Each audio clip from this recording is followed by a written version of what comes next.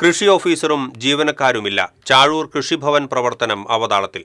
മേഖലയിലെ കർഷകരും പാടശേഖര സമിതികളും ആശങ്കയിലാണ്. ചാഴൂരിലെ കൃഷി ഓഫീസർ പ്രസവാവധിയിലാണ്. കൃഷി അസിസ്റ്റന്റിന് സ്ഥലമാറ്റം ലഭിച്ചു. മറ്റൊരു അസിസ്റ്റന്റ് BLOയുടെ ഡ്യൂട്ടിയിലുമാണ്. ചില തസ്തികകളിൽ മാസങ്ങളായി ആളുകളെ നിയമിച്ചിട്ടില്ല. പാടശേഖരങ്ങളിൽ കൊയ്ത്തു തുടങ്ങാൻ ദിവസങ്ങൾ മാത്രം ബാക്കി നിൽക്കെ കൃഷിഭവനിൽ ജീവനക്കാരില്ലാത്തത് നെല്ല് സംഭരണവുമായി ബന്ധപ്പെട്ട പ്രവർത്തനങ്ങളെ പ്രതികൂലമായി ബാധിക്കുമെന്ന ആശങ്കയിലാണ് കർഷകർ. സബ്സിഡി ലഭിക്കേണ്ട പദ്ധതി പ്രവർത്തനങ്ങളും അവതാളത്തിലാണ്. താന്യം കൃഷി ഓഫീസറെ താൽക്കാലികമായി ഇവിടേക്ക് നിയോഗിച്ചിട്ടുണ്ടെങ്കിലും മറ്റ് ജീവനക്കാരില്ലാത്തതിനാൽ പ്രവർത്തനങ്ങൾ ഗുണപ്രദമാകുന്നില്ല. സ്റ്റാഫ് പാറ്റേൺ അനുസരിച്ച് 4 ജീവനക്കാർ വേണം. കൃഷി ഓഫീസർ അടക്കം 4 പേര് വേണ്ടതും അവർക്ക് മതിയായ ജോലികളുമുള്ള ഇതാണ് ചാഴൂർ പഞ്ചായത്ത്. 2350 ഏക്കറിൽ വരുന്ന നെൽകൃഷിയും 21 കോൾപ്പടവുള്ള ഈ മേഖലയിൽ ഒരു വർഷത്തെ ഏറ്റവും വലിയ തിരക്കുള്ള ഫെബ്രുവരി മാർച്ച് മാസങ്ങളിൽ ഒരൊറ്റ ജീവനക്കാർ പോലും ഇല്ലാത്ത സ്ഥിതിയാണ്.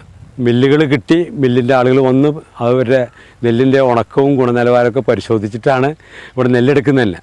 അപ്പോൾ നെല്ലെടുക്കുന്നതിന് ഉള്ള സുഗമമായിട്ടുള്ള കാര്യങ്ങൾക്കായാലും ഈ കൃഷി വകുപ്പിൻ്റെ ബന്ധപ്പെട്ട ഓഫീസറുടെ സേവനം ഏറ്റവും കൂടുതൽ വേണ്ട ഒരു സമയമാണ്.